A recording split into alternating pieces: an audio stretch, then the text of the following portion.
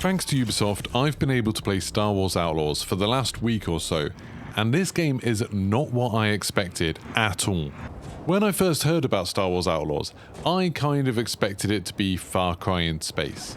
Like, in the same way that the Avatar game felt a lot like a Far Cry game but with like an Avatar skin over it, that's kind of what I expected from this, even though I knew it was going to be third person and it was being made by Ubisoft Massive, who are known for making the Division games. But what they ended up creating, I think, is something quite special, and it doesn't really reveal what it is straight away. I've been constantly surprised across the 15 hours or so that I've spent with the game so far. And whereas with a lot of single player games, I often find myself kind of burning through the story and wanting to get upgrades quickly and wanting to get to the end fairly fast, I've just found myself taking my time and wanting to do every side quest that I possibly can and caring about things like the reputation system. I really didn't expect to care about the reputation system. So, what is Star Wars Outlaws? It is a third-person, single-player, open-world adventure game, like an action adventure. You play as a new character, Kay Vess, who's kind of the archetypical scoundrel in the Star Wars universe. She's heavily involved in the underworld, all of the different gangs and factions on various planets, and it's all taking place around the time of the original trilogy. So you're going to see stormtroopers, you're going to see TIE fighters, there's a lot of stuff you're going to recognize, and then a bunch of new stuff as well. So you go to areas and planets that you haven't seen before in Star Wars, but they do try to kind of mix it up with a lot of stuff that's more familiar. And one of the things that's quite striking from the very beginning of the game, really, is that this isn't a Star Wars action game in the way that we've really seen it before. Normally in Star Wars games, you're playing as a Jedi like you are in Fallen Order or the Jedi Knight games, or it's a war game like the Battlefront games, or like a lot of the space-based games have been, where you're, as part of a big effort, you're fighting a war and you've got loads and loads of kind of firepower on your side and you're going up against entire armies. This game isn't like that. Because you are a scoundrel, essentially, a bit of a rogue, you're using a blaster pistol most of the time, but you need to rely on stealth. You don't have an army backing you up. You don't have magic powers. Instead, you've got, a little pistol and this kind of tiny little creature that follows you around. And Nyx, the tiny little creature that follows you around, is so much more useful than I thought it'd be. I thought it was just going to be one of these little gimmicks. You know how like in Ubisoft games you get like eagle vision in the Assassin's Creed games and you have your eagle that flies around above you, or your hawk or whatever it is? I just thought Nyx was just going to be that. And there is a bit of that, like you can put on this kind of scanning mode that lets you see enemies through walls a little bit. I kind of forgot to use that a lot of the time, but it does tell you to use it in a tutorial. And you can also use it to highlight items and things like that in the environment.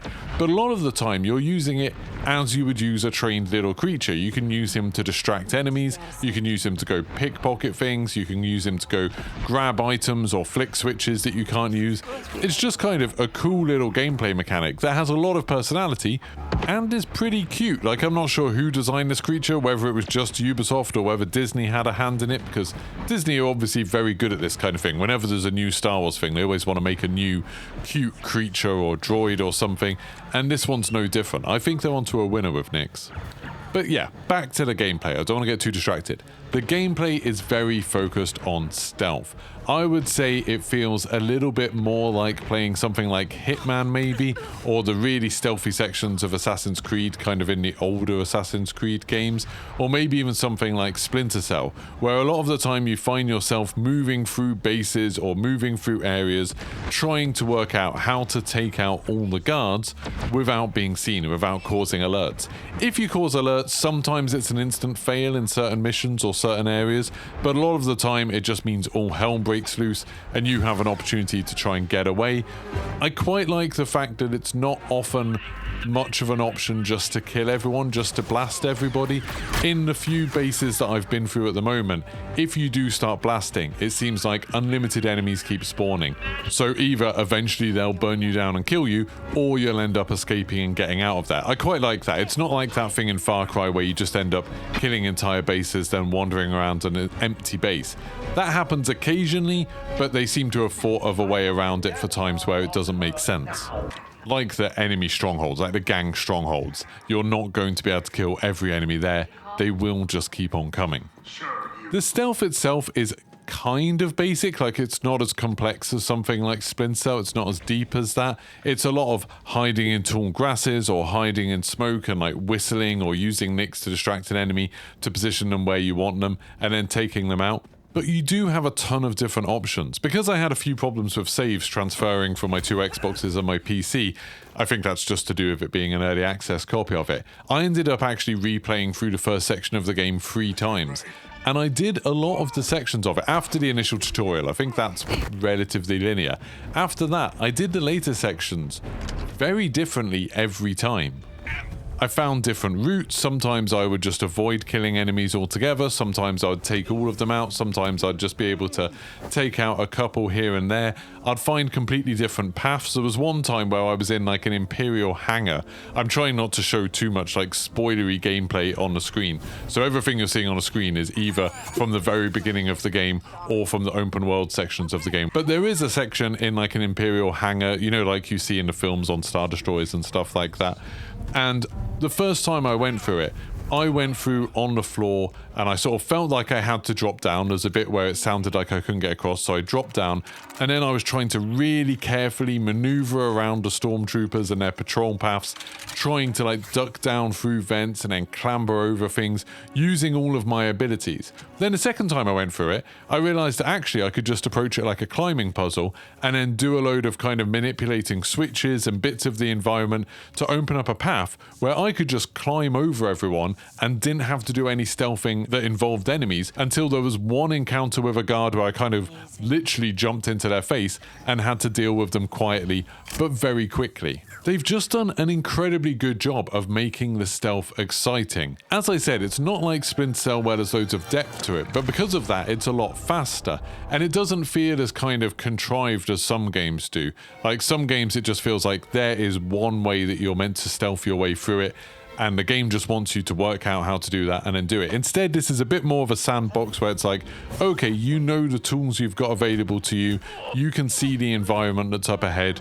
And what's even better is that the game seems to understand what you're trying to do and fits the music around it appropriately in a way that I know other games have done this before, but I've noticed it more in this game, possibly just because the music's so good.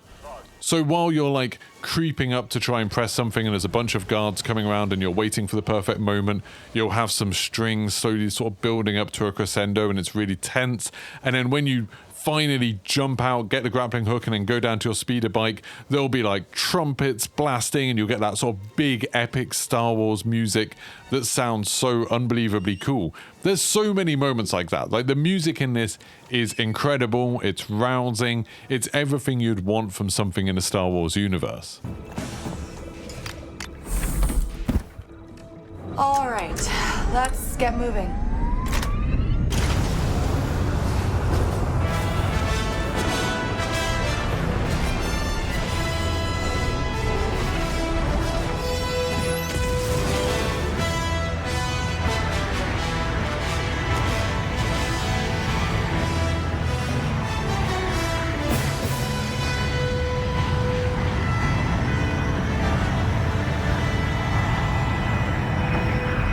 And speaking of the universe, I haven't even talked about space yet. You do get a spaceship in this game and you can fly around in space, and this side of the game is way more involved than I thought.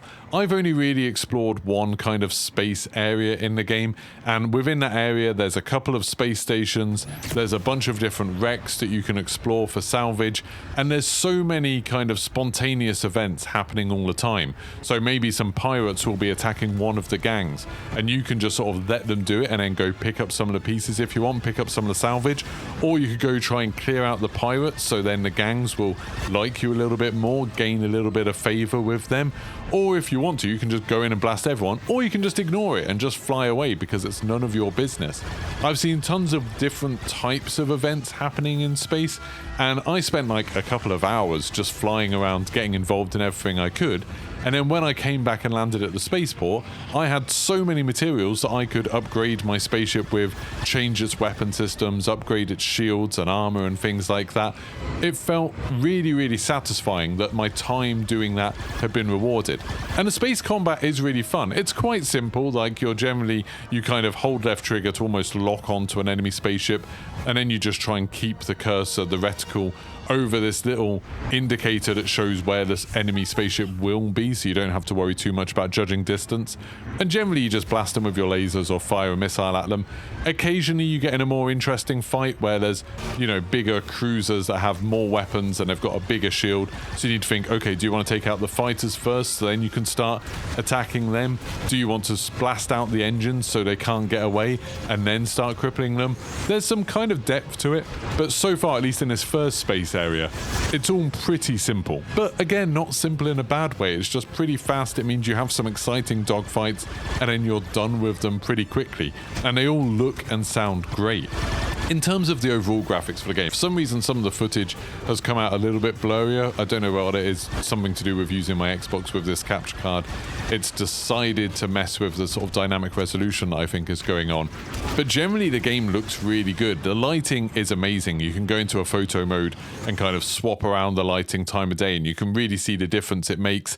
It seems like there's volumetric kind of randomized clouds happening, so clouds will go across.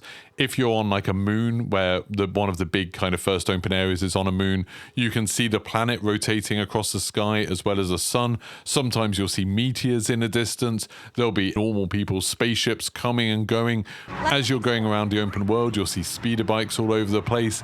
The towns feel bustling. There's people wandering around getting on with their own lives. You can pickpocket some of them if you want. Sometimes they'll complain to a guard and then guards will start chasing you. The whole world looks awesome and it feels super alive. And as I said, this is only the first couple of planets I've been to. I would guess that I'm probably maybe less than a fifth of the way through the game, and I already feel like I've seen so much. And there's still like entire planets that I've never seen before.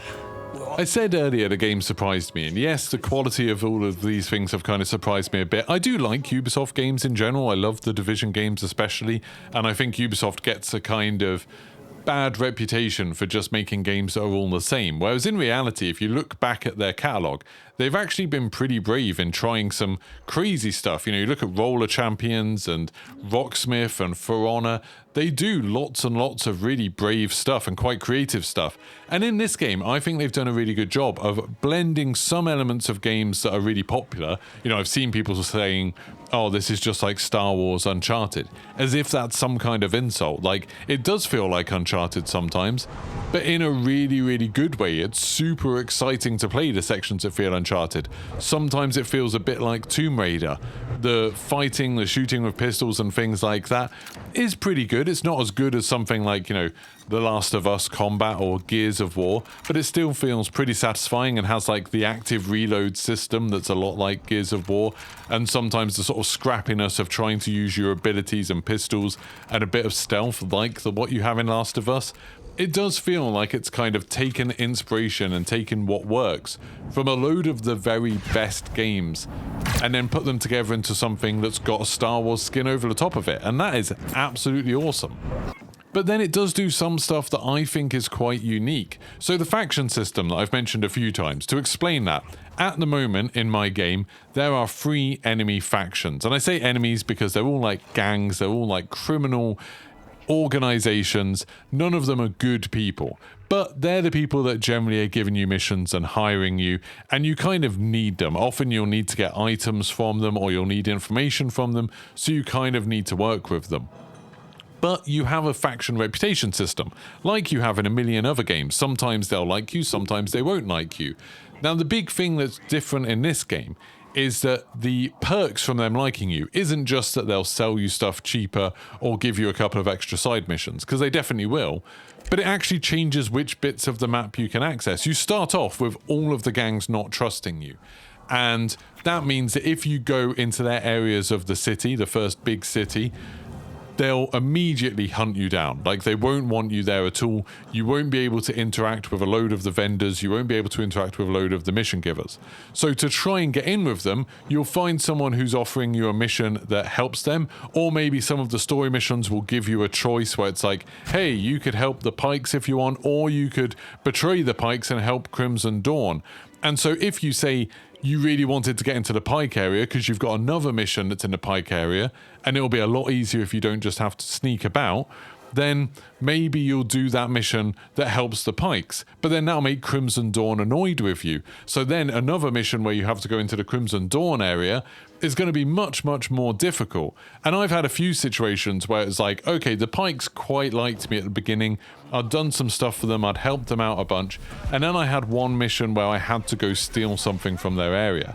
And I was like, oh, it's okay, because I can just walk freely around the Pike area. And then when I get to the restricted area, it's just a tiny bit I have to sneak through. And it all went horribly wrong. I ended up having to murder so many Pikes, and it was just constantly in the left saying like, you're trespassing, you're brawling, you're causing disruption. I was just losing reputation so fast. They saw me stealing like back to vials that I was using to heal myself.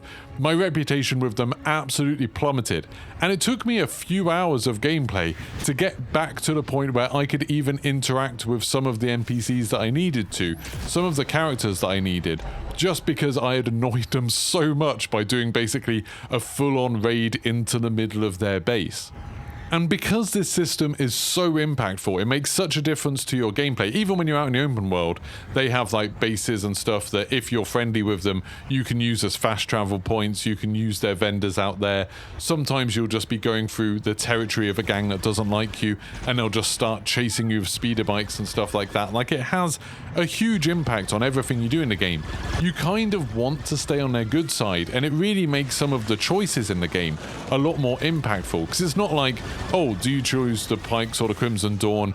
You're going to get a 5% discount with Crimson Dawn if you pick them. Instead, it's like, do I really want to annoy this faction even more? Because they already kind of don't like me, and in some point I might need them, or at some point I might need to move through their territory, and I don't fancy being shot at every time I stick my head out.